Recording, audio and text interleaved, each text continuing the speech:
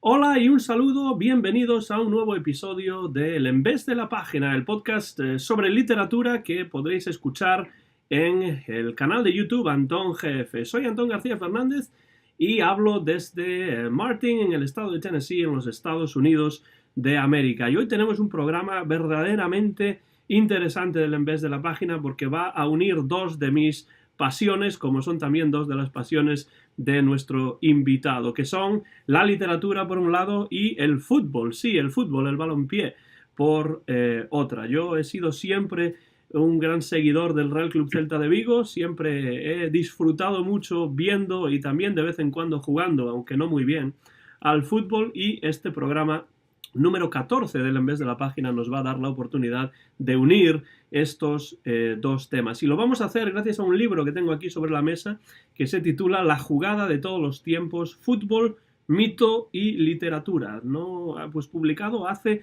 muy poco por las prensas de la Universidad de Zaragoza. Y desde Colombia, desde la hermosa ciudad de Medellín, en Colombia, tenemos, gracias a las comunicaciones de Internet que nos permiten hacer estas cosas, al autor de este libro, David García Cames. David, muchas gracias por estar aquí en el En vez de la Página y bienvenido. Muchas gracias a ti, Antón, por la invitación. Esperemos que podamos hablar bastante largo y tendido sobre fútbol, literatura y todo aquello que se tercie.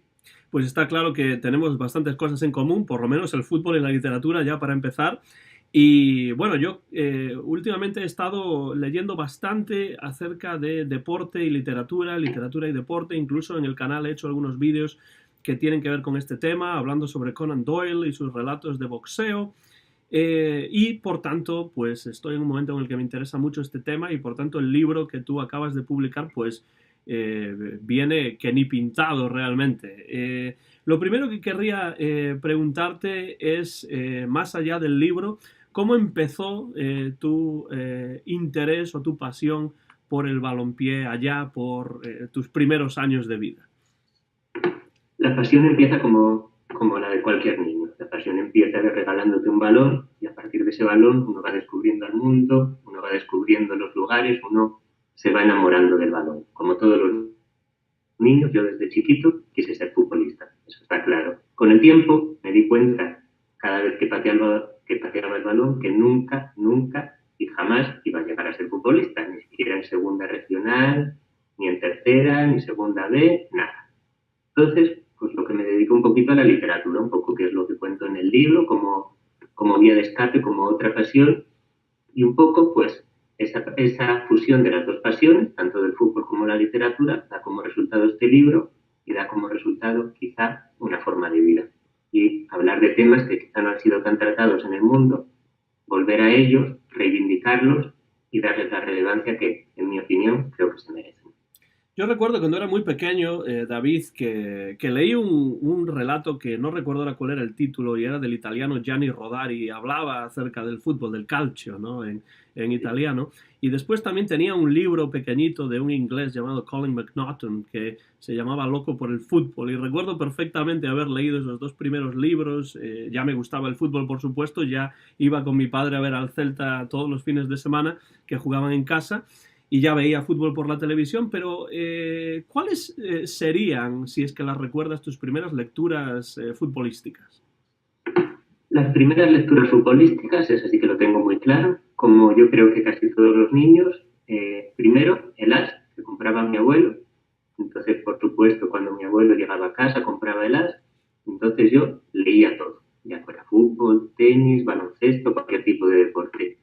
Y luego otra muy importante, y otra que esta sí que creo que hay que reivindicarla por encima de todo como gran maestro de lectores en España, a Ibáñez, a los cómics de Mortadelo y Filemón, sobre todo los especiales que hacía de los mundiales de fútbol.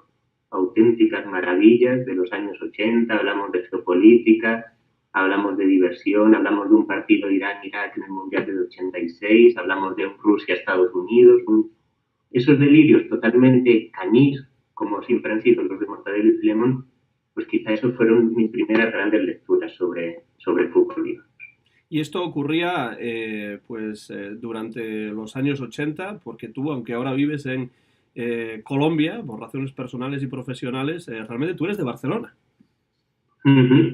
Sí, yo soy del 80, nacido en Barcelona, ahora por diferentes cuestiones de la vida, diferentes cuestiones académicas y personales, como dices tú, entre ellas una esposa, esa cuestión por encima de todas, estoy viviendo en Colombia, pero sí, yo crecí en Barcelona, yo crecí como un culé irredento, yo crecí en la época triste de The Neighbour y el despertar del Barcelona de Cruyff, entonces yo todavía soy de aquellos que recuerdan a un Barça perdedor. Crecí con un Barça perdedor y quizá el primer momento fundacional, sentimental y demás de mi infancia en el fútbol es una camiseta del Barça de Maradona, que me regalan mis padres, una camiseta Meiga.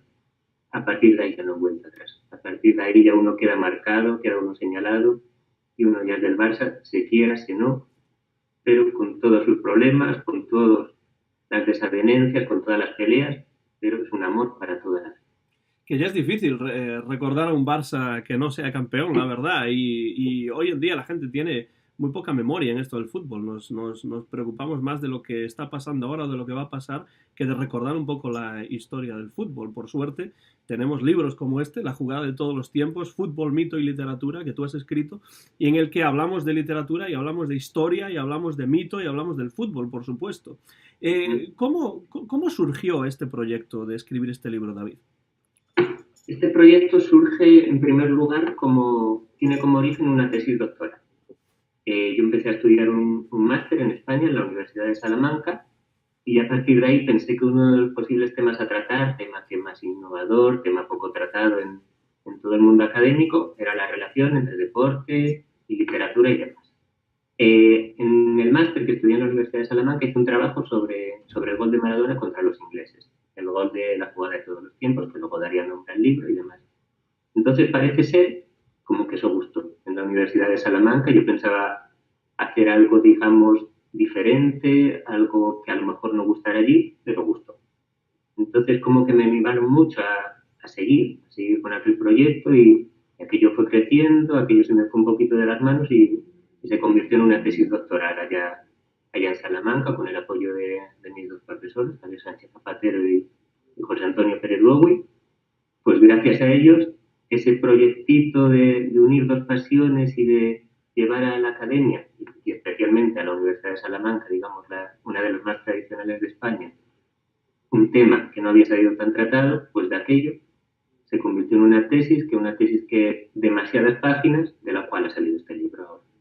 Teniendo en cuenta la importancia cultural, social, económica que tiene el deporte del fútbol a nivel mundial, ¿cómo se puede explicar que el fútbol haya tenido tan poco tratamiento académico a lo largo del siglo XX? ¿Por qué se ha tardado tanto en teorizar, en estudiar la relación entre el fútbol y la cultura, la relación entre el fútbol y la literatura, en tu opinión?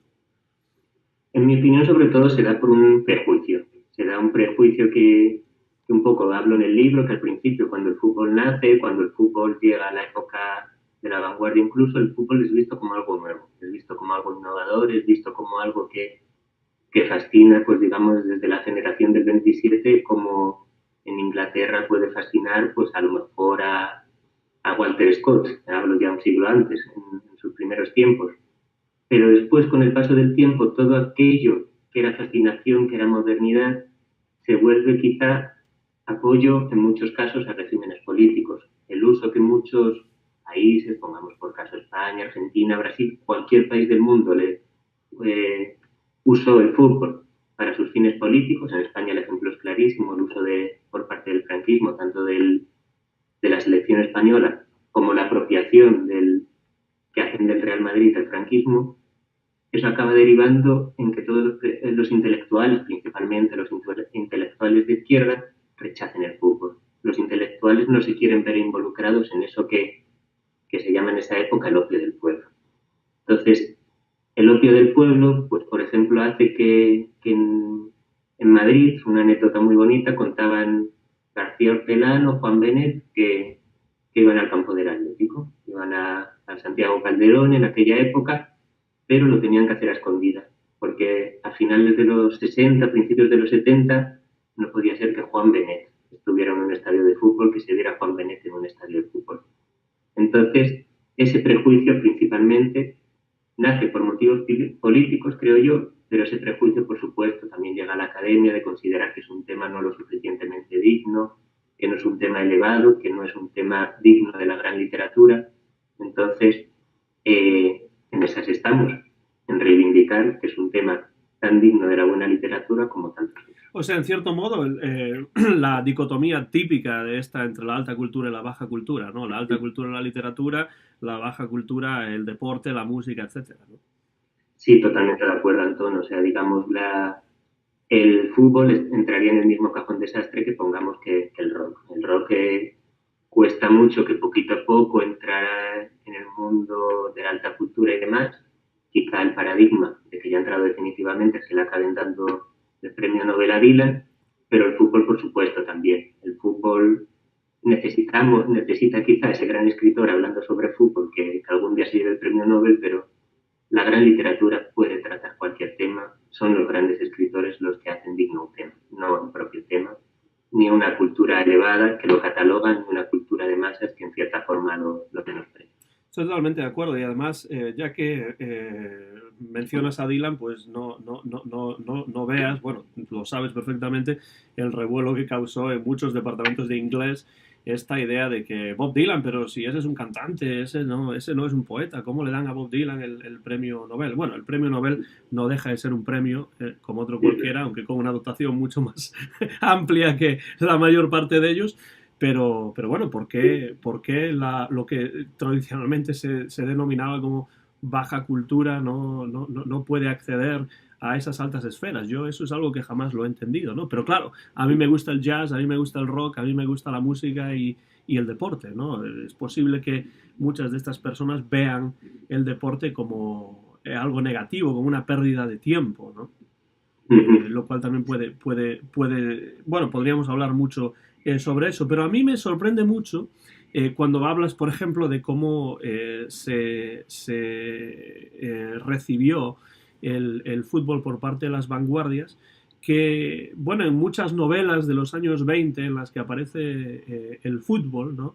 Realmente aparece el fútbol como aparece el jazz, por ejemplo, para ser criticado, pero además criticado duramente y haciéndose algunas predicciones que con el paso de los años no tuvieron ningún sentido, como por ejemplo el libro Fútbol Jazz Band, ¿no? Esa novela, creo que es de López de Haro, en la que uno de los personajes dice que el fútbol no es propio de países como España, sino de países mucho más húmedos y más fríos, países del norte y tal, y que el fútbol probablemente desaparecerá muy rápidamente y no quedará ningún rastro de él, ¿no? Es curioso desde un punto de vista actual, cuando en España se está hablando de la Liga Española como la mejor liga del mundo y vista y además preparada para que sea vista por horarios y tal y cual en todos los países del mundo, que en los años 20 se tuviese una visión tan corta, ¿no?, sobre ese tema.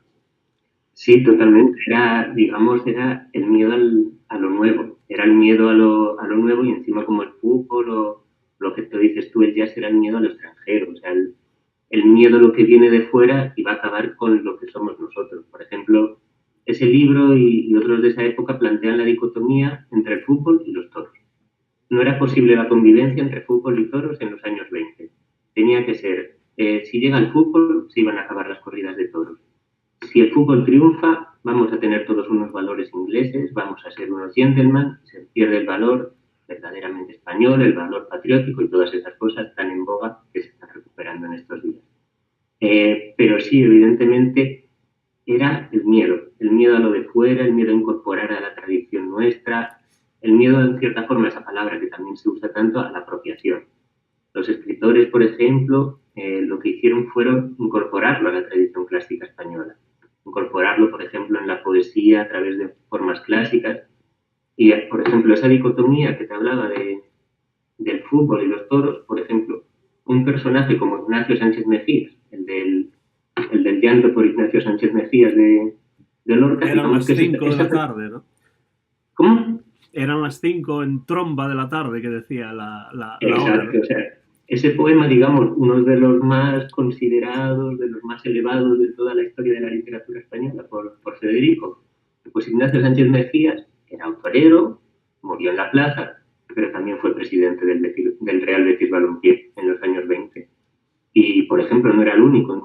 Cosío, el de la Enciclopedia de Toros, también fue presidente del Racing de Santander. Entonces, digamos, la evolución hacía que todos esos dogmatismos, que todos esos radicalismos de la época, de ese miedo a lo foráneo, de ese miedo en cierta forma a lo diferente, a la negritud del jazz o a la anglofilia del fútbol, que figuras que se adelantaron a su tiempo hicieron que todo eso ya fuera puramente de cada país. Fuera puramente español el fútbol, fuera puramente argentino el fútbol en otros lugares, fuera puramente brasileño. Cada lugar lo volvió suyo. Cada lugar, la cultura, es más inteligente que aquellos que nos dicen que es cultura, la cultura lo hizo suyo. Pero al mismo tiempo que fue rechazado por muchos en esos primeros años, ¿no?, de las vanguardias, también muchos otros, como Alberti en su famosa Oda Kubala, ¿no?, pues lo aceptan y además lo ensalzan. ¿En qué términos, qué es lo que ven estos autores que ensalzan al fútbol en este nuevo deporte venido de la pérfida Albión, ¿no? Ven sobre todo a los héroes nuevos. O sea, era una época, como cualquier época, como la nuestra, necesitada de héroes. Y para aquella época, por ejemplo, para Alberti, ver a un guardameta, un portero como Platko, como el guardameta húngaro que jugaba en el Barça. Dije Kubala, pero me refería a Platko, por supuesto. Bueno, no te preocupes. Ver esa figura de Platko, esa figura heroica, batiéndose ahí en un campo de barro, en un campo totalmente con truenos, con rayos y dejándose la piel, dejándose literalmente la piel con sangre en el uniforme, pues para Alberti eso representaba lo mismo que para Píndaro representaba un ganador en una carrera de carros, de carruajes en la antigua Grecia. Representa la exaltación al vencedor, representa la exaltación al héroe, a la persona diferente, a aquel que se eleva. Y para los poetas de la vanguardia, pues por ejemplo, son eso, son los nuevos héroes, son los héroes modernos. Ya el héroe, por ejemplo, un poco más caduco, ya no es un héroe tan nuevo, ya es un héroe que queda un poquito más anclado en el pasado. En cambio, pues para ellos, pues Alberti mismo, o sea, las formas que Alberti recicla el jazz también, las formas en que Alberti habla de Buster Keaton, las formas en que Chaplin se cuela en sus poemas, el fútbol es lo mismo para él. Están Platko, Chaplin, Keaton, todos pueden convivir, todos conviven allí.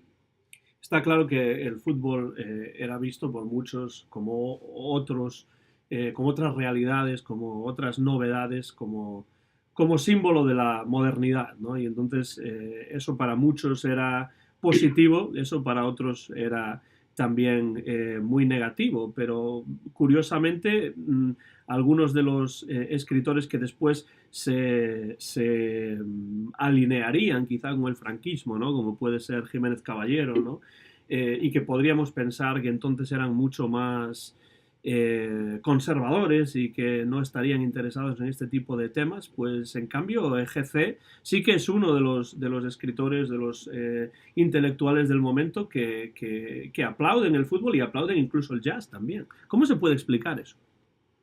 Es complejo, la verdad. Es como que aquello que era nuevo, aquello que era absolutamente radical, aquello que era directamente sinónimo de vanguardia. Por ejemplo, Jiménez Caballero, escritor moderno, escritor que exaltaba a los héroes y demás, pero muchos de ellos seguirán exaltando a los héroes con el paso del tiempo. Pasarán las décadas y a lo mejor no cambian el paradigma de héroe. ¿Qué pasa? Que entonces ese héroe está asociado ya con el franquismo. Es un héroe diferente, es un héroe ya asociado a las virtudes nacionales, es un héroe que ya no se mira desde la vanguardia poética, sino desde la vanguardia nacional, como ellos mismos decían. Entonces la obra de muchos escritores que siguen tratando estos temas y que en su época fueron, ellos mismos lo decían, los más modernos del mundo, como ahora diríamos, los modernucos de la época, pues con el paso del tiempo se va volviendo precisamente cuanto más moderno, pasan los años y se vuelve quizá lo más rancio, se vuelve quizá lo más añejo, caduco, y representa unos valores que no eran los que representaba al principio. Por supuesto, el caso de Alberti no es. Alberti renueva sus héroes, Alberti cambia sus héroes, pero otros escritores como Jiménez Caballero parece que no. Y César González Roano, otro escritor maravilloso también de la época, también pues para participar de la reivindicación de esos héroes de otra época diferente, de otro movimiento, como ellos mismos lo llamaban, pues ya se adaptan, lo reformulan, pero ya tiene otro objetivo distinto. Ya no es la estética, sino ya son héroes que más atravesados por la política, digamos. Escuchan la voz de David García Cames, que nos habla desde Medellín, en Colombia. Esto es un nuevo episodio del podcast El Embés de la Página. Soy Antón García Fernández y estamos hablando con él de su libro interesantísimo que, por supuesto, recomiendo absolutamente a todo el mundo que esté escuchando esta emisión. La jugada de todos los tiempos, fútbol, mito y literatura. Un libro que se ha publicado no hace mucho y que lo ha editado la Universidad de Zaragoza. El título del libro, en 3 partes, creo que está muy bien elegido porque deja muy claro qué es lo que vamos a encontrar dentro. Por un lado, fútbol, por supuesto, ya con la fotografía de Maradona en la portada, casi orando, ¿no? Casi como si estuviese clamando al cielo, ¿no? Pero después mito y literatura. Hemos hablado un poco de literatura, por supuesto, hemos mencionado el fútbol ya desde el principio, pero mito, tenemos la palabra mito ahí. Brevemente, porque evidentemente quien quiera saber más, pues que busque el libro y que lo lea, que es lo que todo el mundo debería hacer. ¿De qué manera podemos acercarnos desde la mitología a una realidad, digamos, en principio tan mundana como puede ser el fútbol? Digamos que los mitos desde siempre han servido para explicar el mundo. Desde los griegos inventaron los mitos para explicar inventan a Prometeo para explicar el origen del hombre, para explicar la técnica, por qué hay fuego, por qué hay razón en el hombre, pues inventan a Prometeo. Los mitos eran explicaciones del mundo desde su origen.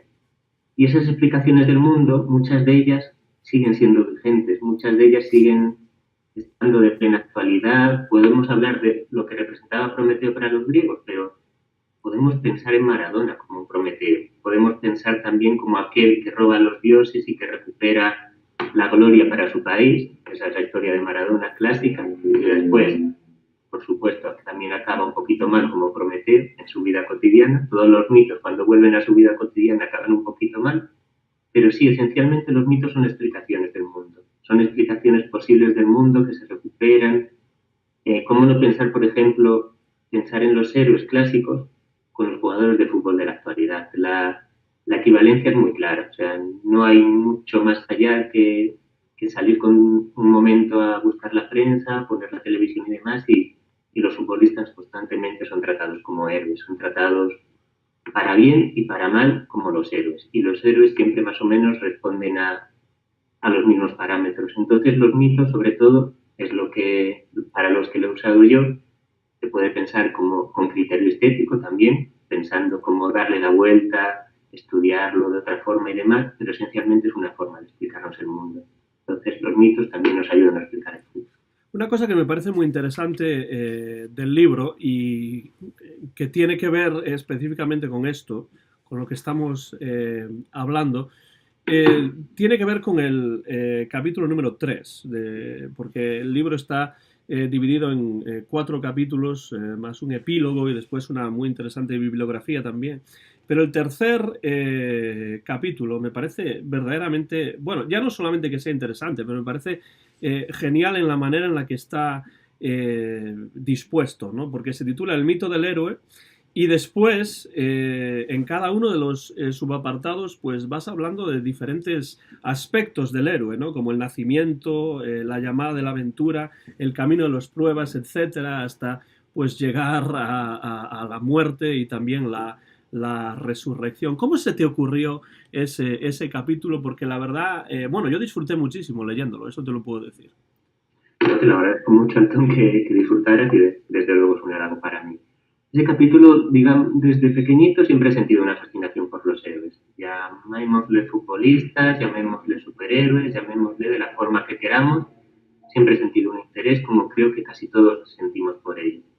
Nuestros primeros héroes son nuestros padres. Luego fabricamos otros héroes, la sociedad nos fabrica otros héroes, pero quizá como que si me pides el origen literal de por qué escribí este capítulo, sería muy simple la explicación de por qué lo que me sirve para explicar a Luke Skywalker no me sirve para explicar a Lionel Messi. Digamos, aquello que hace que una historia como Star Wars, una historia clásica, una historia que sigue punto por punto el esquema del héroe clásico, funcione tanto, nos guste tanto a todos, sea un símbolo prácticamente de la cultura popular, ¿por qué eso no se puede aplicar, por ejemplo, a la narración de la historia de Maradona, Lionel Messi, Cristiano Ronaldo y demás? Todos ellos, en cierta forma, siguen esas etapas que supongo que conocerás el libro muy bien, precisamente por donde está, de Joseph Campbell, El héroe de las mil caras, una obra maestra donde eso queda definido, obra maestra que precisamente George Lucas cogió para Star Wars, para la trilogía original. Entonces sí, es la voluntad de entender el camino, entender esa historia de los héroes, entender por qué se llegan a hacer héroes y por qué los vemos como tal. Los héroes que además vienen, evidentemente en el caso del fútbol, también en el caso de los héroes clásicos y de los héroes, como estás hablando, pues en el caso de Star Wars, de la Guerra de las Galaxias, pues evidentemente es algo que se trata de hacer de una manera consciente, ¿no? Tratar de traer el mito hacia pues, otros lugares que no son la antigüedad clásica, sino pues las galaxias y la ciencia ficción y tal. En el caso de los futbolistas, ¿te parece que esta mitificación, esta heroicidad de los futbolistas es cosa que les viene impuesta desde fuera o es algo que ellos cultivan también? Puede haber casos en que la conciencia sea extrema y digamos que participen un poco de ese proceso de mitificación de ellos mismos, ya sea a través de la publicidad, ya sea a través de la imagen que cultivan o incluso de lo que escriben algunos de ellos. Pero por lo general sí que es la imagen que se les impone. O sea, para que un jugador triunfe, para que un jugador sea querido por su afición, en cierta forma, cuanto más cerca esté del paradigma del héroe, un poco más cerca esté de esa historia básica, de ese esquema, más responderá a aquello que pide el público, que pide también el fútbol como negocio, que pide todo aquello que hace del fútbol el deporte más seguido del planeta. El fútbol necesita fabricar héroes y los héroes también necesitan estar cobijados en ese mundo gigantesco que es el fútbol. Una cosa que a mí siempre me ha parecido sorprendente en cuanto al fútbol y al deporte en general, pero sobre todo el fútbol. En otros deportes esto yo creo que ocurre menos, pero digamos que la cultura, lo cultural, lo literario, lo cultural en definitiva, creo que en el fútbol, por parte de lo que se podría llamar la gente del fútbol, ¿no? Lo cultural yo diría que se valoriza menos, ¿no? Quiero decir que hay algunos futbolistas o exfutbolistas, no sé, Julen Guerrero, Miguel Pardeza, que por cierto hace un magnífico prólogo a tu libro, incluso Pep Guardiola, ¿no? Que son personas cultas, personas que se preocupan por la literatura, por la cultura, por la ópera, por cosas así, y eso no está en general muy bien visto en los cenáculos deportivos, futbolísticos, digamos. ¿Esto por qué es así? Digamos porque el fútbol representa otro tipo de valores, otro tipo como la masculinidad, por ejemplo, el prototipo también del héroe absolutamente masculino que se impone a todas las dificultades, que no puede mostrar sus debilidades. Entonces, digamos que en ese mundo el jugador culto no está bien visto. No sé si recuerdas, por ejemplo, hablabas de Guardiola. Guardiola tuvo problemas brutales con Ibrahimovic, por problemas de ego, tanto ego de Guardiola como el ego de Ibrahimovic. Entonces, aquello no podía funcionar bien. Entonces, después, cuando Ibrahimovic se fue del Barcelona, el peor insulto que le dijo a Guardiola le llamó filósofo. Entonces, no sé si lo recuerdas, como Sí, que le dijo, perfectamente.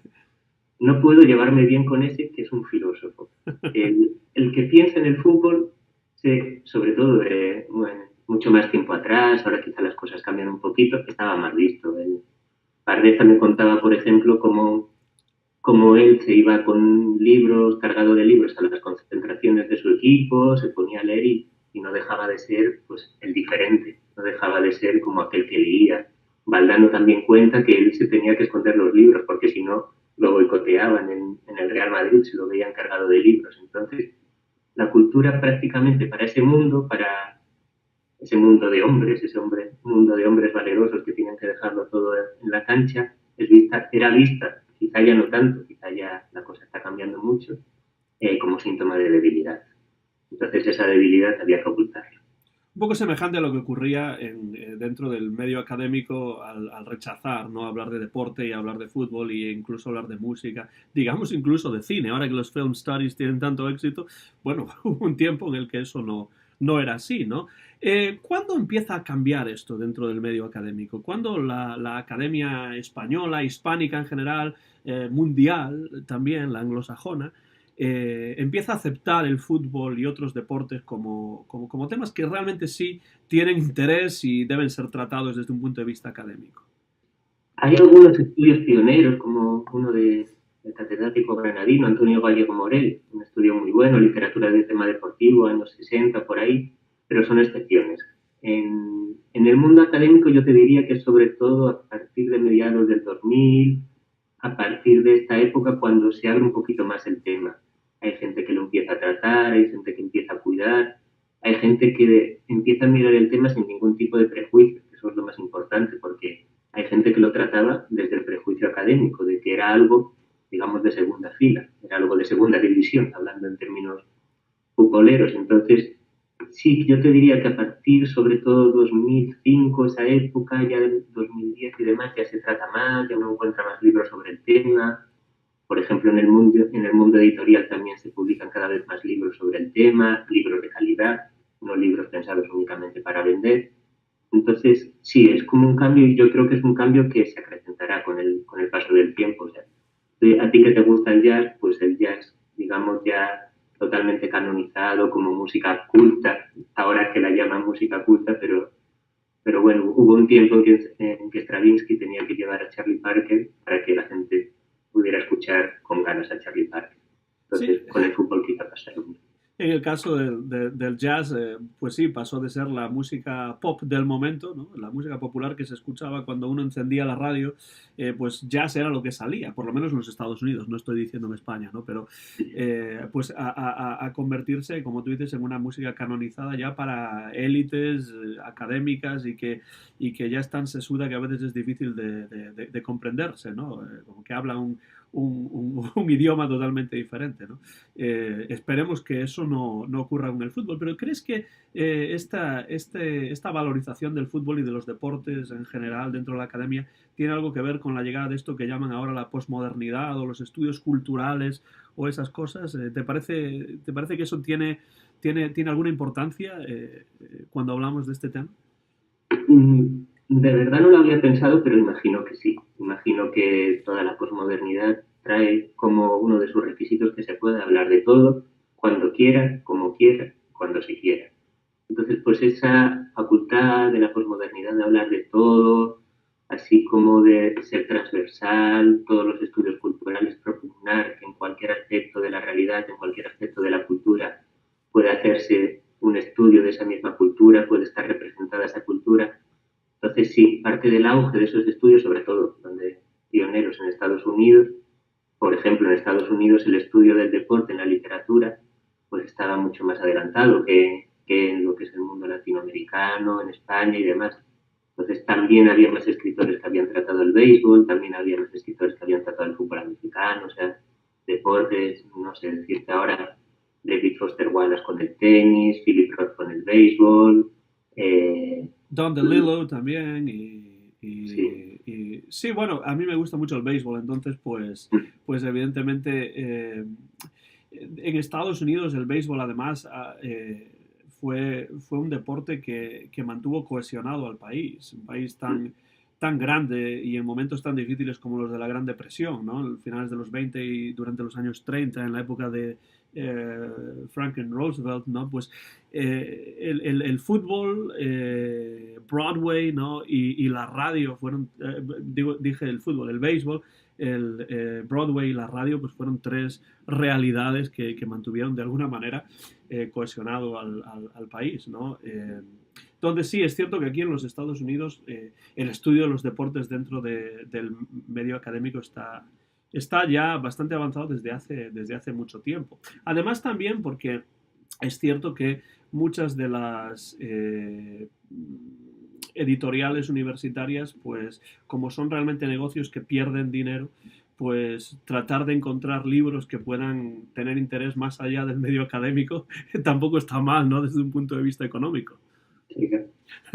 Y además digamos que está, yo por ejemplo desde el exterior, digamos, es aprender a analizar el entretenimiento, que es algo que en Estados Unidos siempre se ha hecho antes, aprender a estudiar el entretenimiento. Digamos que todavía en ciertos sectores de la academia, pongamos por caso España, Latinoamérica, hay la sensación de que lo entretenido, lo divertido no es digno. De que, por ejemplo, digamos que Stevenson no puede estar a la altura, pues, ¿qué te diría?, de Proust, porque simplemente nos divertimos muchísimo con Stevenson. Proust es una auténtica maravilla, es una auténtica genialidad, pero no es un factor de entretenimiento. Entonces, como quitarse un poco la careta y aprender a decir los libros que nos han entretenido, las cosas que nos han entretenido y que precisamente por lograr ese entretenimiento, algunas de ellas están muy bien hechas, están muy bien trabajadas, pues en la academia debería haber ido un poco lugar al entretenimiento también por lo que dices tú, para intentar vender algo más y no ser simplemente algo totalmente endogámico para ellos mismos. O Julio Verne, ¿no? Por seguir con la literatura francesa, ya que mencionabas a Proust. Sí, estoy totalmente de acuerdo con lo que dices, David, y bueno, creo que es importante que haya habido ese cambio desde ese punto de vista, ¿no? Para pues enriquecer un poco más el estudio académico de la literatura, porque eso es lo que ocurre realmente con un libro como este, La jugada de todos los tiempos, Fútbol, mito y literatura, de David García Cammes, que nos permite pues ver la literatura hispánica, la literatura española e hispanoamericana desde otro punto de vista. Un punto de vista, además de interesante, pues que enriquece la visión global que podemos tener de una tradición literaria tan importante como la hispánica, ¿no? Es un libro que yo supongo que es fruto de un trabajo ingente por tu parte. ¿Cuáles fueron las mayores dificultades con las que te encontraste al comenzar este trabajo? Quizá la principal dificultad de todas es la cantidad de obras. O sea, pensar que era un tema a lo mejor no tan analizado, no tan estudiado, pero claro, la cantidad de obras es infinita. No hay multitud de obras, de cuentos, de biografías sobre fútbol y demás. Entonces, lo principal era acotar el tema. Por ejemplo, a mí me decían al principio, pero estudia solo la literatura española, que con eso ya tienes de sobra, que con eso es suficiente para hacer un estudio así, pero yo decía, pero ¿cómo no voy a estudiar a los argentinos? ¿Cómo no voy a estudiar a los uruguayos, que son los mejores en esto? Entonces, no podía renunciar a ellos. Tenían que estar Fontana Rosa, tenía que estar Galeano, tenía que estar toda esta gente.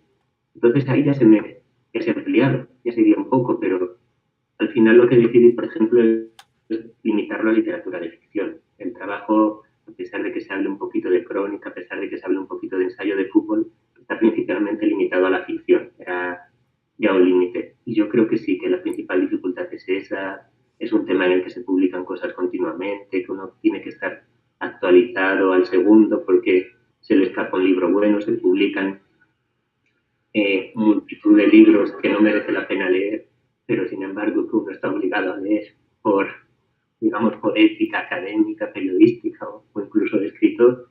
Entonces, sí, la principal dificultad, yo te diría, Antón, que es la vastedad del campo, es la cantidad de libros sobre ese tema, muchísimos.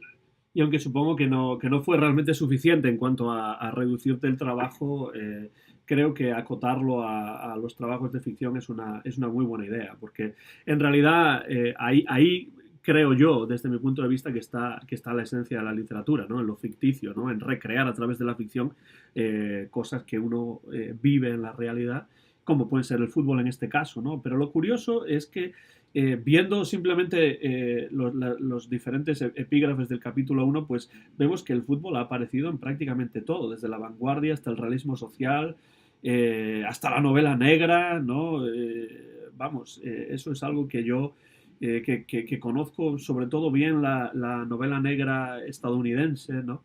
Pues, pero no tanto la española, reconozco, no tenía ni idea de que el fútbol jugaba un papel importante en novelas negras producidas en España, ¿no?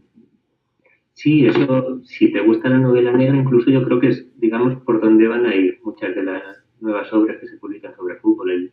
El fútbol profesional, el fútbol FIFA, digamos, cada vez es una multinacional más gigantesca, más podrida, más corrupta, todas las expresiones que tú quieras referirte a ello, más intereses allí metidos y demás. Entonces, ahí, por ejemplo, tiene un caldo de cultivo la novela negra magnífica. O sea, toda la novela sobre presidentes corruptos, jeques árabes metidos allí, mafias rusas, asesinatos a la puerta del estadio con un oligarca ruso presidiendo ese equipo de fútbol. La novela negra, por ejemplo, sobre fútbol, yo creo que va a ir a más. Habrá obras buenas, otras no tanto, pero ya muchos de los importantes, por ejemplo, Philip Heath, que murió hace poquito, tiene una trilogía sobre, sobre fútbol y novela negra en la que incluso aparece ahí un pseudo Mourinho, bastante importante en las novelas. Al que asesinan incluso, por lo que parece.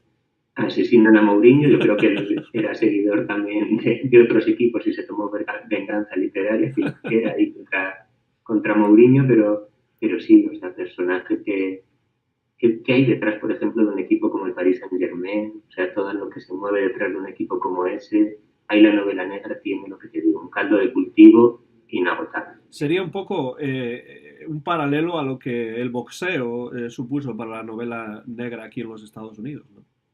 Sí, un poco ese realismo sucio del boxeo, esos héroes ahí especialmente trágicos, normalmente funcionan mucho los héroes trágicos, pero en la novela negra, como sabrás bien, funcionan todavía mejor, esos detectives, digamos, arrastrados por el mundo, no saben qué hacer, sin destino y demás. Entonces sí, podría ocupar un poquito ese papel, incluso ya, lo que te digo, hay muchas obras que ya lo han hecho.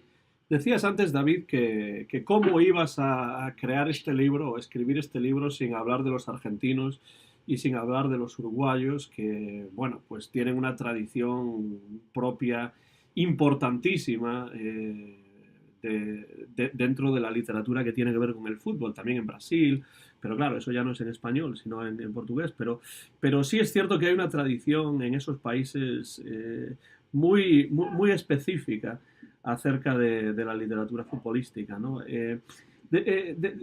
¿Hasta qué punto la literatura uruguaya sobre fútbol, la literatura argentina especialmente sobre fútbol, reflejan las idiosincrasias de la cultura argentina o de la cultura uruguaya? ¿Por qué son especiales esos escritores, en tu opinión? Yo creo que precisamente por nacer donde han nacido. O sea, digamos, el fútbol es algo que cuando nos interesa, cuando nos gusta, la palabra que usamos es pasión. La palabra que usamos es apasionarnos por el fútbol desde niños, apasionarnos por un equipo, y en eso nos ganan siempre. Los argentinos, toda la gente, especial, todos los latinoamericanos, pero los argentinos tienen esa capacidad de apasionarse vehementemente como son ellos, con esa raíz italiana que tienen ellos, de hasta el último segundo, de vivirlo hasta el extremo violento, como vemos también en nuestros días y demás, pero esa capacidad que tienen de verbalizar la pasión es lo que los hace diferentes. La capacidad de contar y explicarse a sí mismos esa pasión, eso hay otros lugares en los cuales el fútbol se vive con esa misma intensidad, pero no tienen esa capacidad de verbalizarlo, de ponerlo en palabras, de contar un relato sobre sí mismos, de contar un relato incluso ridículo, de reírse de sí mismos, de esa pasión en la cual creen, pero que sin embargo saben que es absurda, pero que sin embargo saben que nunca van a dejar de creer en él. Tienen entonces estos escritores argentinos como Fontana Rosa, por ejemplo, que es el ejemplo más evidente, el negro Fontana Rosa, tienen una voz propia, diferente de literatura futbolística escrita en otros lugares geográficos, o te parece que no?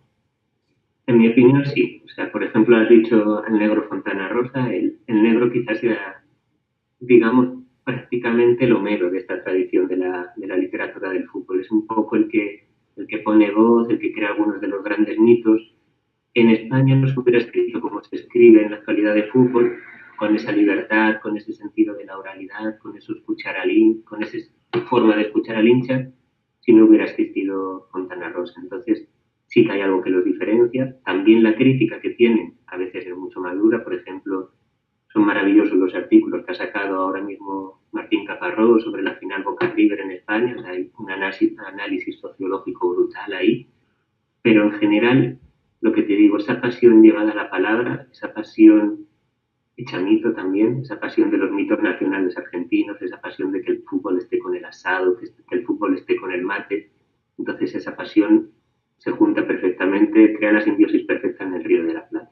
Toda esa zona, en esos jugadores, en esos seguidores, en esos hinchas, incluso en sus dirigentes tan y tan corruptos, también todo eso crea la síntesis perfecta de ese fútbol y de esa literatura. Decías que era una literatura concebida desde la oralidad. ¿Te parece una necesidad realmente utilizar bien los dejes orales, la manera en la que se expresan las personas de la calle para escribir bien acerca de fútbol, o hay diferentes registros que se pueden utilizar?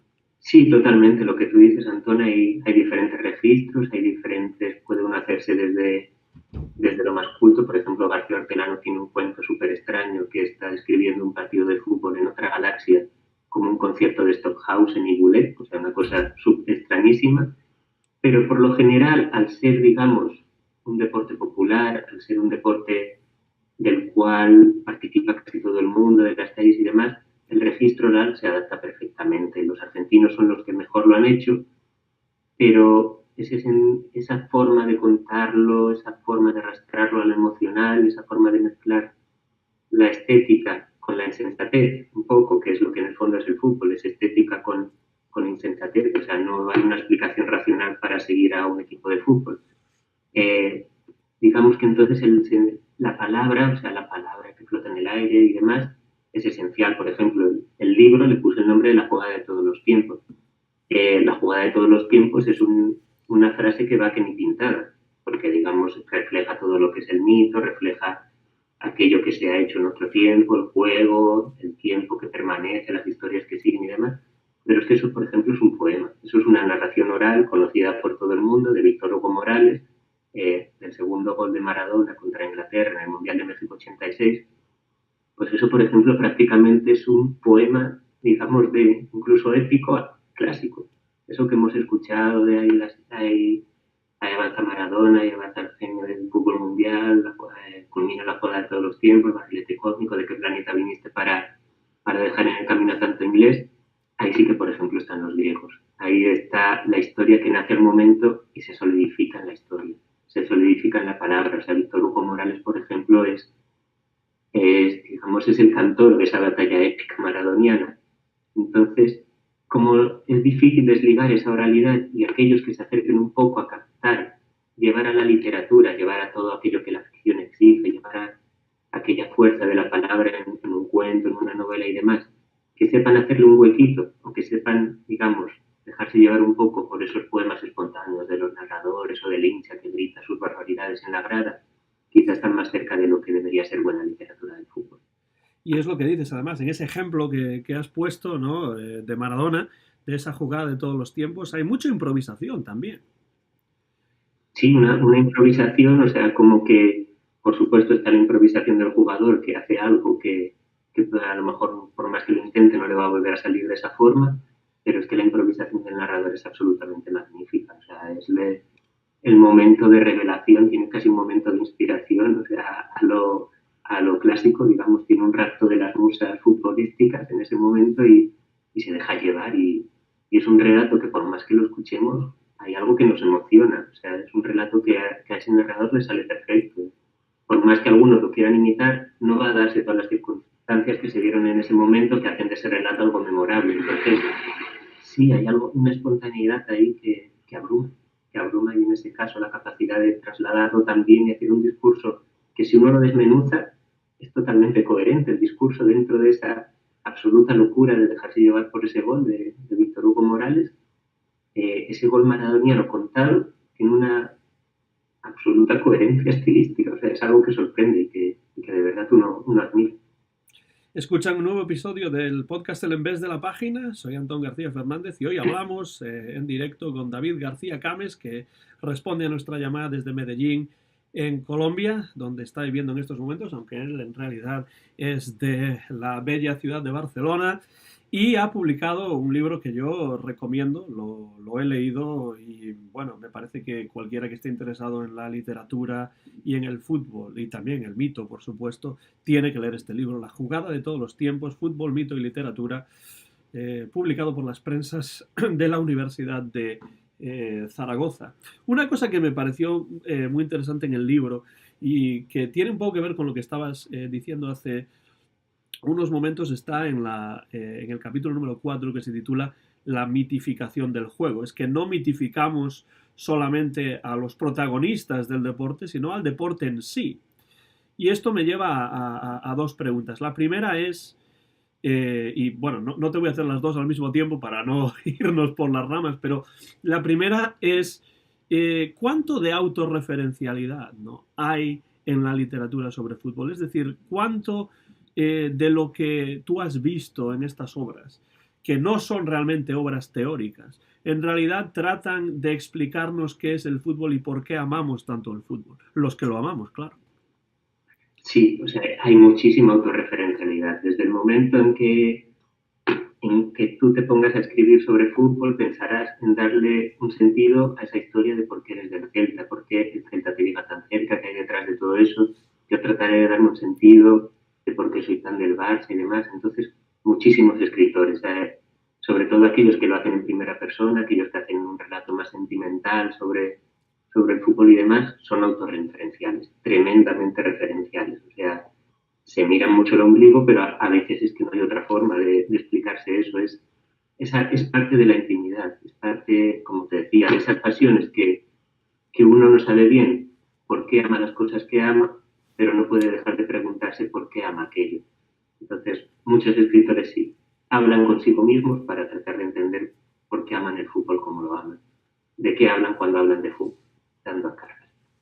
Eso se me ocurría también un poco al hilo de que hay muchas expresiones culturales, como pueden ser el tango, por ejemplo, en Argentina, o el fado en Portugal, ¿no? Que gran parte de los temas que tratan, por ejemplo, sus composiciones, ¿no?, en sus canciones, tienen que ver con qué es el tango, ¿no?, de dónde viene, qué es el fado, cómo de describirlo. El blues también, por ejemplo, ¿no?, aquí en los Estados Unidos. ¿Cuántas canciones de blues no son acerca de qué es el blues, qué es sentir el blues, ¿no? Entonces, al leer tu libro, me doy cuenta de que, pues, sin haber leído muchos de los libros que ya tengo en mi lista, por supuesto, para ir buscando, ¿no? Pues me doy cuenta de que muchos de ellos tratan de esa autorreferencialidad, ¿no? De qué significa esto del fútbol y de dónde viene y por qué nos gusta, ¿no? Es lo que, por eso preguntaba eso, ¿no? Sí, además es que has dado ejemplos, o sea, clarísimos. O sea, lo que dices del blues o el fado, por ejemplo, es que esto es tan evidente, o sea, es todas esas canciones de por qué amo el fado, por qué quiero al fado. Entonces en el fútbol igual, o sea, por qué soy del Barça, por qué soy del Madrid, por qué me gustará estos 11 tipos dándole patadas a un balón, ¿qué hay detrás de todo esto para que me guste tanto? Entonces, sí, totalmente de acuerdo con lo que dices, Antón, la música, el fútbol, o sea, estas expresiones de la cultura popular, como que hay una búsqueda también de esa emoción, hay una búsqueda de ese sentimiento que hay detrás de todo eso. Y cuando haces esa pregunta de por qué me gustará a mí esto, por qué me gustarán estos 22 personas pegándole patadas al balón, ¿no? Como si el fútbol, que algunos lo quieren reducir a eso, ¿no? No es en absoluto solamente eso, ni mucho menos, pero uno de los pequeños capítulos que tienes aquí, epígrafes, en el que hablas del sentimiento, ¿no? De cómo el fútbol realmente después se convierte o se analiza a través, o se recibe a través del sentimiento, ¿no? Y dices de la fe a la apostasía. Esto me hizo preguntarme también, ¿cuánto en esto del amor al fútbol, cuánto en esto del interés por el balompié hay de religión también? Sí, como toda religión, responde a un carácter irracional. Fíjate que, por ejemplo, algunas de las definiciones del fútbol que dan los futbolistas en rueda de prensa, los entrenadores y demás, dicen, fútbol es fútbol, el fútbol es así. Son tautologías. No hay vuelta atrás, repetimos una y otra vez, eterno retorno, volvemos a lo mismo y demás. Pero ¿qué dice la Biblia, por ejemplo? Yo soy el que soy. O sea, como que cuando no sabe uno qué darle explicación, cuando uno cree, la creencia, por más que hablemos lo que te digo ahí de fe y demás, en el fondo responde a algo irracional. Responde a algo que nos conforta, responde a algo que nos da cobijo, responde a algo que nos arropa, y digamos que da sentido. Entonces, pues en el fútbol sí, en el fútbol mucha gente puede ser vivida como una cuestión de fe. O sea, yo ahora mismo me encuentro, por ejemplo, en Medellín, y es evidente que en esta ciudad, como en tantas y tantas de Latinoamérica, la falta de referentes religiosos para muchos de los chicos jóvenes que ahora van al estadio se suple, dándolo todo, tatuándose todos los símbolos de su equipo, respetando los símbolos de su equipo, se sacralizan los objetos, una camiseta es sagrada. Cuando Figo se va al Madrid hay que quemar la camiseta de Figo, eso es una herejía, se habla de herejía. Y, Entonces sí, y sí que y el que salta al campo, el espontáneo, aquel famoso que le tira la camiseta a Figo en la cara, es la del Barça. Pero no, no es precisamente la de España por ser el portugués o algo así, sino que es la del Barça porque del Barça se fue al Madrid y eso es herejía para ciertas personas, ¿no? exacto, son pecados imperdonables. Entonces, cuando le faltan a uno el respeto a la fe, cuando le faltan el respeto a todo aquello en lo que uno cree de forma irracional, pues lo normal es que se saquen las suyas. Entonces, como toda disputa religiosa, la disputa futbolística también es irracional, y toda disputa irracional, pues lo que digo un poquito en el libro, pues apenas se puede explicar por el sentimiento. Se le da ese nombre, esa palabra que también en cierta forma es una tautología, porque se le dice, ¿tú cómo vives el fútbol? Yo con sentimiento. Pues claro, si estás sintiendo el fútbol, por supuesto que lo vives con sentimiento. O sea, son expresiones circulares, funciones que siempre vuelven. En el libro también, David, haces una cosa que a mí bueno, me parece valiosísima porque para quienes estén interesados en el tema, pues tener un libro de referencia como este es una maravilla, ¿no? Haces una panorámica de la presencia del fútbol en la literatura hispánica, pues desde tiempos inmemoriales hasta hoy en día, ¿no? Y creo que además está muy bien estructurada. Y ayuda mucho a quienes pues quieran a partir de ahora pues indagar más en ciertos autores u obras o cosas así, ¿no? Eh, pero, ¿cómo ves tú que además de que ya decías antes que la novela negra futbolística va a tener cada vez más auge, ¿por qué otros vericuetos crees que va a transitar la intersección entre literatura y fútbol en el futuro o en el futuro próximo? ¿Qué te parece? Sí, yo creo que un poco, la palabra es un poco intersección. O sea, digamos que el periodismo de verdad va a buscar algo más en el fútbol. Entonces, el periodismo de verdad, no hablo de toda esta cháchara que menciono en el libro, no hablo de todos los programas del corazón de fútbol, no hablo de esa telerrealidad futbolística que es la que prácticamente uno ve en los programas que comentan el deporte y demás. Quizá el periodismo de verdad, el periodismo preocupado en contar historias, frente a ese periodismo que lo único que promueve es el odio, frente a lo único que promueve es algo, la exaltación de esa irracionalidad de la que hablaba antes, pues sí que puede ser que busque la literatura. O sea, encontramos ya cada vez más crónicas más trabajadas, encontramos que hay revistas que realizan otra forma de escritura del fútbol, que el fútbol se presenta como objeto de pensamiento, se presenta como objeto de estudio también incluso en la academia. Pero sobre todo yo creo que la tendencia va por ahí. O sea, va a fundir géneros sobre todo. O sea, como se hace también en la música y demás, va un poco a mezclar el periodismo con la ficción y incluso con el ensayo. O sea, ahí hay muchas obras que cada vez van más por ahí. Por ejemplo, hay una editorial magnífica en España que es Libros del Cao, y tiene una colección súper bonita, que es como de libros de kiosco de otra época, de libritos de 60 páginas y demás, que son escritores hablando de por qué son de un determinado equipo, qué es lo que los liga a ese equipo, esa autorreferencialidad de la que hablabas. Y son libros con muchísimo éxito. Son libros que gente, pues digamos, que no tiene ningún tipo de interés por el fútbol, se interesan por esos libros. Entonces, ese es el camino. Yo quería fundir géneros No limitarse a la ficción, no limitarse solo a la crónica, sino tratar de ir más allá. Y es un poco lo que parece que apuntan las tendencias en la actualidad. Y en esa intersección entre deporte y periodismo, ¿te parece quizá que el periodismo deportivo en las últimas décadas, al menos en España, no voy a hablar de otras partes del mundo que quizá conozco menos, ¿crees que se ha devaluado un poco el periodismo deportivo en las últimas décadas, al menos en España? Totalmente de acuerdo. O sea, por supuesto que se ha devaluado el periodismo, digamos, de masas. El periodismo del día a día, el periodismo se ha convertido, para aquellos que nos escuchen desde España, se ha convertido en un sálvalo. El periodismo del fútbol es algo que únicamente busca la historia, el chisme, el cotilleo y demás. No busca, por ejemplo, ver el maravilloso gol que puede haber marcado Cristiano Ronaldo, sino busca cuál es el último Ferrari que se ha comprado Cristiano Ronaldo. Entonces, el periodismo masivo sí que tiende a eso, pero por el contrario, hay medios cada vez pequeños, hay revistas más especializadas que nos hablan de otro tipo de fútbol, que hablan de un fútbol diferente. En España, por ejemplo, hay revistas como Panenka, Libero, que están haciendo un trabajo magnífico, reportajes, también literatura.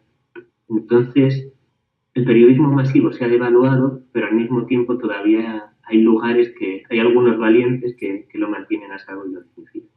Eso es bueno saberlo porque, claro, lo que uno recibe del fútbol tiene más que ver con esos medios de masas que lo presentan en diferentes formatos y de diferentes maneras y ahí desde luego no hay mucha razón para ser optimistas, desgraciadamente, pero sí es cierto que siempre hay honrosas excepciones y es bueno saber que existen y sería bueno también que tuviesen más difusión, claro, pero el problema siempre es el mismo. Lo que se ofrece es lo que la gente quiere o es que la gente quiere lo que se ofrece. Es que no está muy claro eso, ¿no? Es algo de lo que podríamos estar hablando durante un programa entero, ¿no? Pero a mí me parece que el periodismo deportivo que yo veo en España, ¿no? Sobre todo comparado con el periodismo deportivo que veo aquí en los Estados Unidos, e incluso el periodismo deportivo que veo en algunos países hispanoamericanos, como puede ser México, ¿no? Que aquí tiene mucha importancia, ¿no? El periodismo deportivo mexicano en los Estados Unidos. Veo que en España el periodismo deportivo yo creo que adolece de una falta de crítica, ¿no?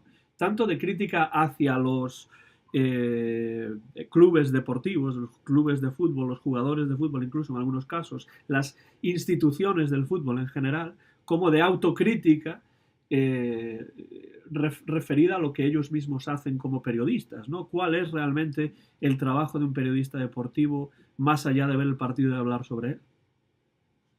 Sí, además es un trabajo que prácticamente cada vez más se aleja del fútbol, es lo que te decía. No importa tanto el partido, no importa tanto el momento en el que el balón echa a rodar, sino que lo que importa es todo aquello que envuelve al fútbol. Podemos estar hablando en España, se puede estar hablando en los medios durante toda la semana de algo que ha pasado entre dos compañeros en un entrenamiento sin hablar siquiera del partido que esos dos compañeros han jugado.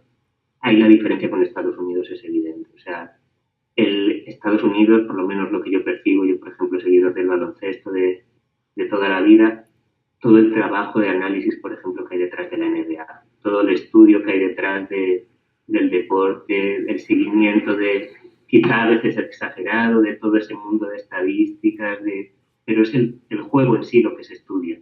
El juego es lo que importa. En España ya siento que el juego ya no es lo que importa. El juego en España importa pues las historias de amor de algunos futbolistas, las historias morbosas de algunos personajes, de esos héroes que ya a veces ya quedan totalmente desvinculados de aquello que les ha dado figura como héroes. O sea, pasan a ser simplemente personajes de prensa del corazón.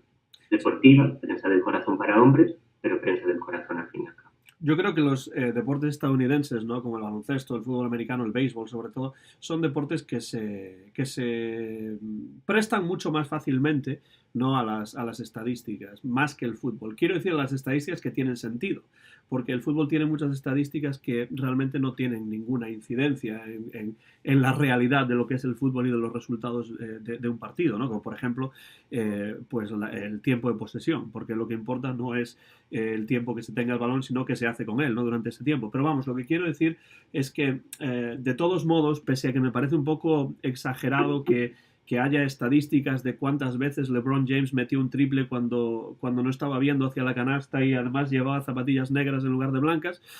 Prefiero eso, en cierto modo, que todo el cotilleo futbolístico que muchas veces tenemos que soportar si queremos ver o leer acerca del fútbol, ¿no? Pero lo que sí me parece importante es, pues, que el fútbol se pueda ver, ¿no? Como una realidad que se puede analizar, ¿no? Desde un punto de vista cultural, más allá de, pues, que uno sea de un equipo, que otro sea de otro equipo, que parece ser que es lo que realmente interesa en los programas deportivos en España. Básicamente lo que tenemos son forofos del Madrid contra forofos del Barça que se pelean, ¿no?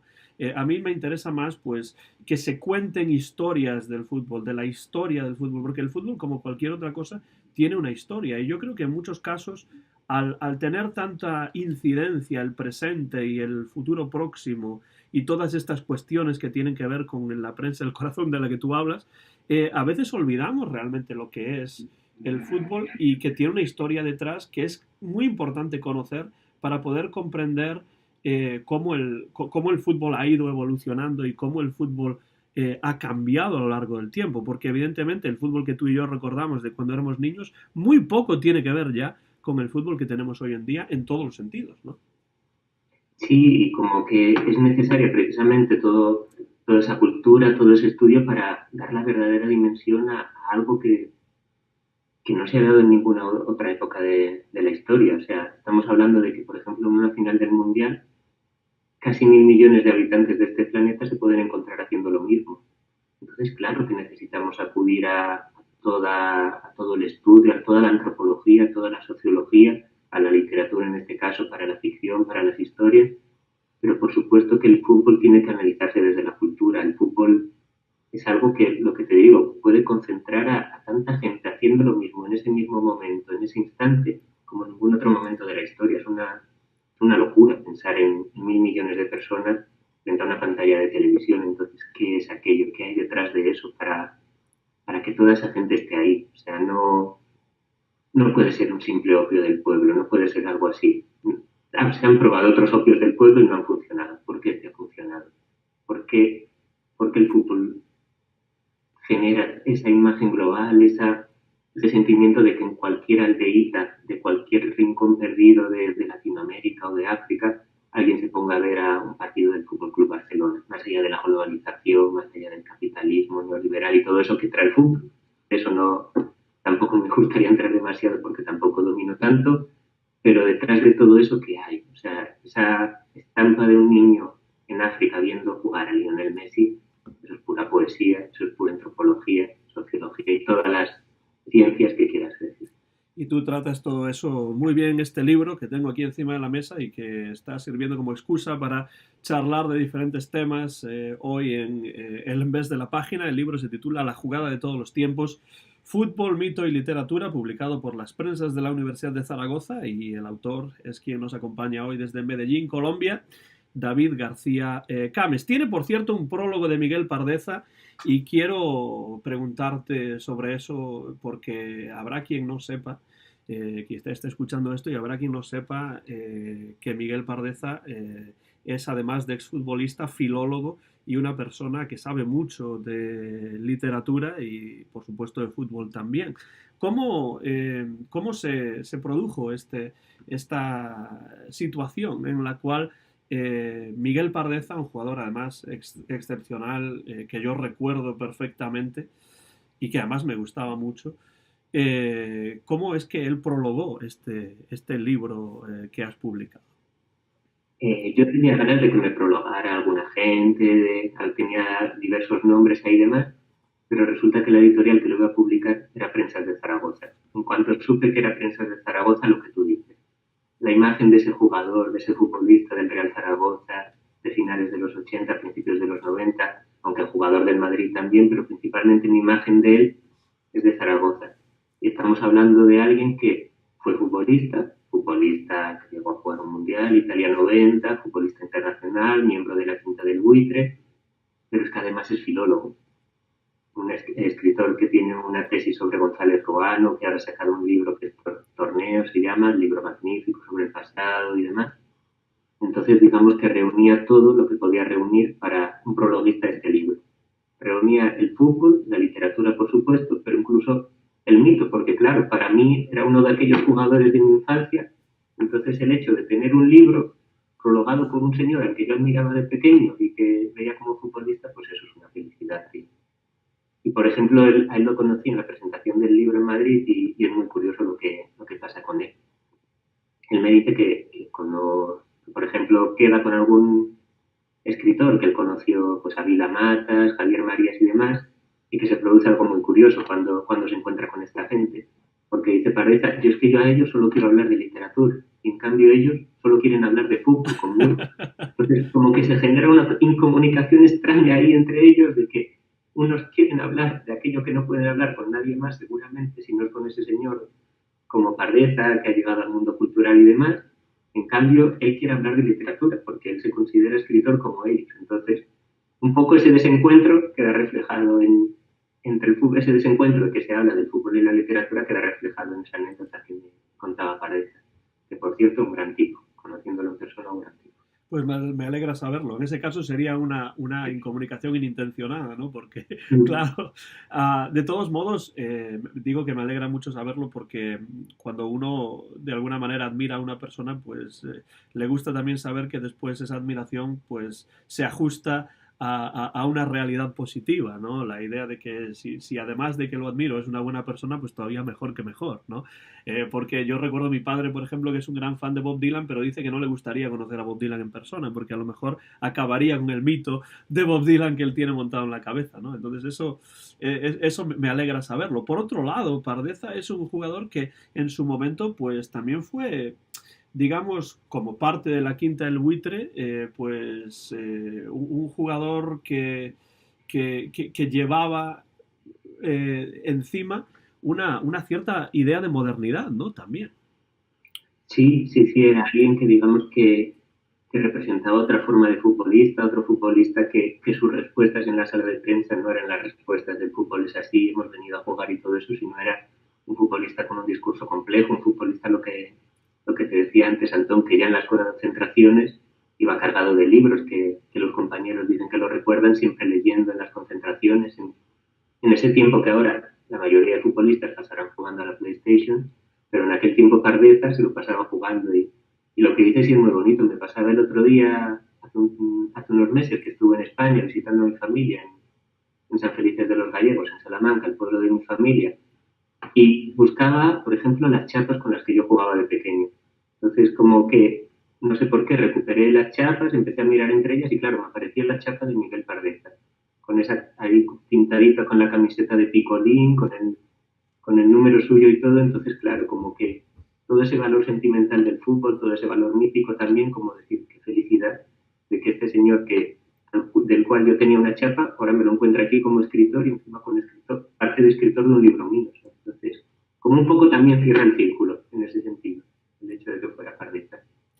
Bueno, David, para ir terminando, no quiero tampoco quitarte muchísimo tiempo. Además, sabes que estoy en la universidad y en algún momento voy a tener que ir a dar mi próxima clase. Pero me gustaría preguntarte de todas estas... esta enorme cantidad de obras que has leído para preparar este trabajo.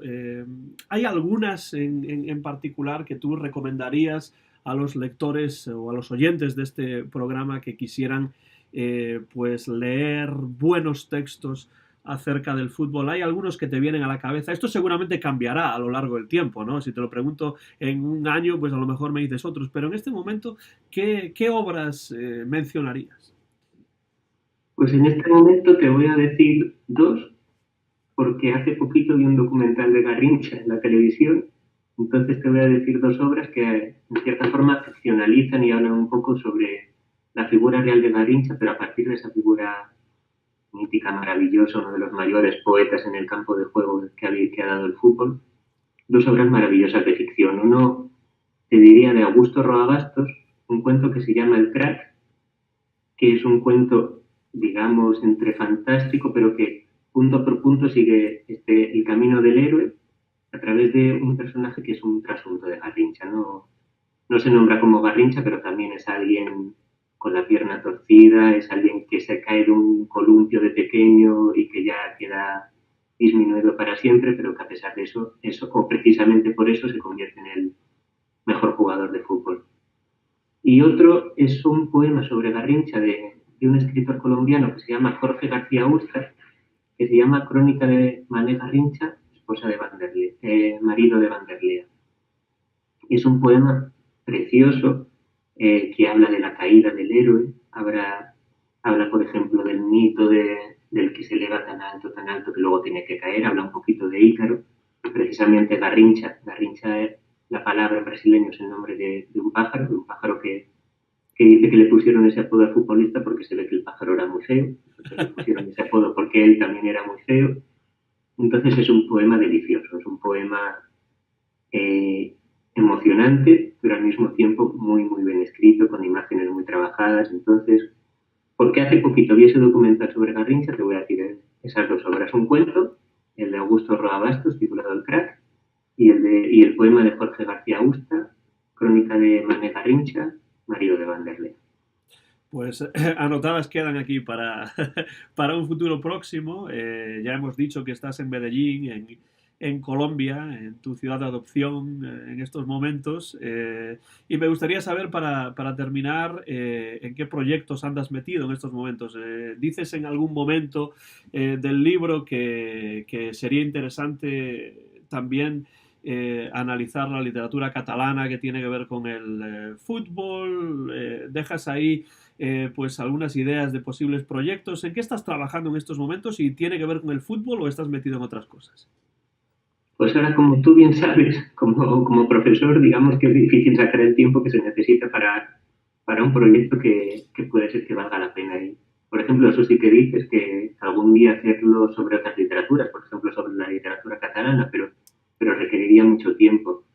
Quizá algo que estoy pensando desde hace tiempo y demás, ya que estamos en Medellín, ya que estamos en Colombia, hacer algo sobre el ciclismo. Hacer algo sobre el ciclismo, que es el otro deporte al cual he seguido desde chico, he practicado también y demás, y hacer algo sobre toda la mitología, todo el paisaje colombiano, todas las historias de los ciclistas colombianos, todo el relato de los escarabajos. Entonces, pues, recopilar algo. Hace falta mucho tiempo, cosa difícil en el mundo académico, pero sí que pienso que sería un trabajo bonito hacer algo sobre el ciclismo colombiano, respondiendo un poquito a las ideas de las que habla este libro, pero sobre todo algo muy de cercanía, algo de historias que ya muy olvidadas o historias que nos han contado. Historias que, por ejemplo, García Márquez tiene algunas muy, muy bonitas sobre ciclismo. Esto es algo que a mí me interesa mucho, esto de recuperar historias que ya no se recuerdan, que no se han contado desde hace mucho tiempo, y también de alguna manera con tu libro, pues recuperar libros que estaban ahí escondidos en la parte de atrás del cerebro o que ya directamente no conocía y que ahora pues puedo redescubrir gracias a un libro como el tuyo. Bueno, pues si en algún momento encuentras tiempo y acabas de terminarlo, porque a mí me gusta mucho el ciclismo también. En realidad a mí me gustan casi todos los deportes cuyas reglas puedo comprender, desde el fútbol al cricket, al béisbol y al ciclismo y lo que sea. Si ya no comprendo mucho las reglas, ya me parece más difícil, ¿no? Pero como le decía una vez a mi padre, a ti no te gusta el béisbol porque no entiendes las reglas, sino te gustaría. Y efectivamente, alguna vez que vino a visitarme, pues lo llevé a algún partido de béisbol y le comentaba lo que estaba ocurriendo y le decía, mira eso, mira lo otro, esto está ocurriendo por esta razón, y en unas cuantas entradas del partido él se había metido ya dentro del deporte. Entonces, cuando tengas eso preparado, aquí puedes volver y podemos charlar acerca de ello o de otras cosas de lo que mejor te parezca. Muchísimas gracias, David García Cames, por haber participado en el En vez de la página. Ha sido un verdadero placer poder charlar contigo durante esta casi hora y media que llegamos aquí, dándole al pico acerca de cosas que interesan, como son la literatura, el mito y el fútbol. Un placer. Lo mismo, Antón, muchísimas gracias por la invitación, muchísimas gracias por la conversación y por supuesto, seguiremos hablando del tema. Esto ha sido un nuevo episodio del En vez de la página. Soy Antón García Fernández y hemos tenido hoy como invitado desde Medellín, Colombia, al barcelonés David García Cames, que ha publicado hace poco un libro magnífico que recomiendo a todos y a todas. La jugada de todos los tiempos. Fútbol, mito y literatura, prologado además por un mito del fútbol español que además es filólogo, que es Miguel Pardeza. Muchas gracias por la atención. Como siempre, el copyright es de Antón García Fernández, el año 2019, y este episodio del En vez de la página se publicará en YouTube, en el canal Antón GF, y además se publicará muy pronto y ha sido grabado en directo desde Martin, en el estado de Tennessee, en los Estados Unidos de América. Muchas gracias por todo, tanto a David como a todos los oyentes del programa, y hasta la próxima.